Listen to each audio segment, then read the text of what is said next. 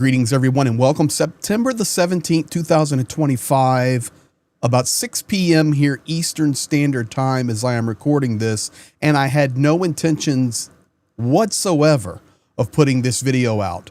But I was working through some video, and my son came by, and he says, "Dad, what in the heck was that?" And I said, "Son, did you catch that? Did you hear what was wrong with that?" And my son looked at me and says, "I can't even believe that was stated." You may be wondering, what are you talking about, Greg? What does this have to do with the title? What does this have to do with the thumbnail? You will see right now. Tonight, Donald Trump at a state meeting and dinner there. I saw Marco Rubio. I think I saw Besant, King Charles, the whole kit and caboodle there in Great Britain. And I do not want to talk any about that dinner other than two statements that were made and how at odds they are and how different they are. And unfortunately for one of them, how shocking they are. Thank you for being here. Thank you for all that you do. We appreciate you. And let's jump right to it. As you can see by the thumbnail, I've got King Charles sitting there going, and I actually put this in Chat GPT and I said, what would King Charles say to this statement? Like, what are you talking about, man? And he said, and Chat GPT said, King Charles would say, "Good heavens, man, whatever are you on about?" So that is my best impersonation there. And I know all of my friends from the UK are getting ready to smash my accent. The beautiful thing about that image right there, and Ukraine is picking up on it tonight, are the beautiful colors of the dress of the first ladies. We see the beautiful colors of blue and yellow representing Ukraine tonight, and that's what we're going to call it. So I went ahead and black and white the inner portions of those images, and at least that is nice. I will tell you, King Charles was smashing good. He did a phenomenal job with all of his statements, but I just want to pull out one clip, and then I want to come to the clip that my son looked at me and goes, "Dad, what in the heck was that?" So here we go. King Charles made the statement, "We must fight against the tyranny of today and stand with Ukraine." He said that at the state dinner. It's interesting. You will see Donald Trump nodding. You will see Marco Rubio to his right with a blank stare. So here it is. This is King Charles. Our countries have the closest defense, security, and intelligence relationship ever known.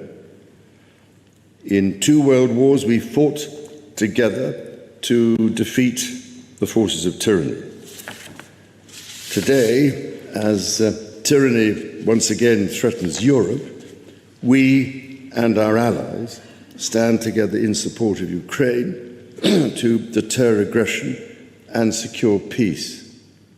Now, a couple of the things that we need to notice there is King Charles made an equal reference between the first 2 world wars, World War I and World War II, and the tyranny that was unleashed. And of course, in our most recent memory, World War II with Adolf Hitler and the Nazi regime there, and the world came together to fight against that. Now he makes a comparison that the world, and Europe specifically, is facing the same type of tyranny as World War II. So did he just make equivalent Hitler and Putin? My answer to that would be yes. It is blatantly obvious. You could see Marco Rubio just staring, emotionless. It is as if all the life has been taken out of Marco Rubio. And of course, Donald Trump, once he heard the word Ukraine, he peeks up, nods, but we see the reality. King Charles, even at that state dinner, saying we must stand and fight against tyranny, and we must stand with and for Ukraine. Powerful statement there from the monarch out of the UK. Now, here is the phrase that made my son walk by, and I think he said it's cringe. So Donald Trump makes this statement, and you can even hear his speech is emotionless. I do not know who wrote this speech, but they are very, very, very poor speechwriters. This is the most racist, and I don't even know any other words. It's terrible.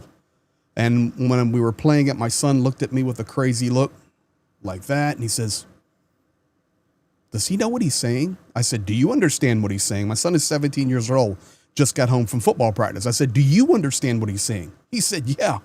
He said, so Spanish speakers, they don't count?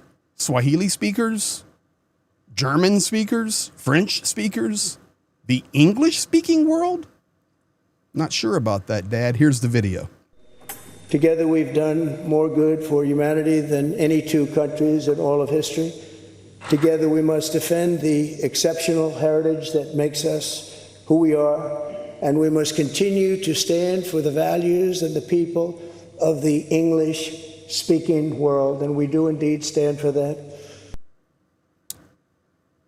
We must defend our great heritage. Okay. Then we must stand for the English-speaking world, the values of the English-speaking world, and we will do that. I assume no other languages or people groups have values, according to Donald Trump or whoever wrote that. That, in my opinion, on the state dinner, the UK, after King Charles had made his powerful statements about rallying together and fighting for what is right, Donald Trump stands up and says, we will stand for the values of the English-speaking world.